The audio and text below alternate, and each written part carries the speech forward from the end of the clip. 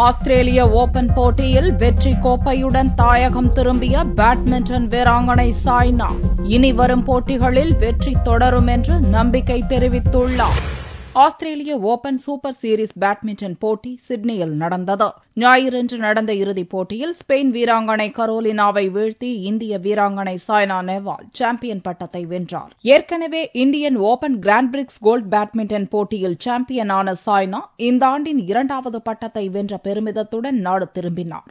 சொந்த ஊரான ஹைதராபாத்துக்கு வந்து சேர்ந்த சாய்னாவை விமான நிலையத்தில் அவரது பெற்றோரும் பேட்மிண்டன் சங்கத்தினரும் வரவேற்றனர்.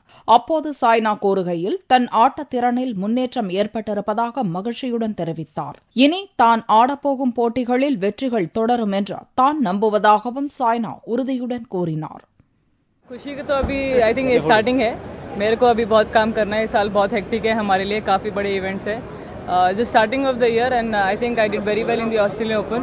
वहाँ पे काफी टॉप प्लेयर्स को हराया मैंने, तो I think this shows my game is improved.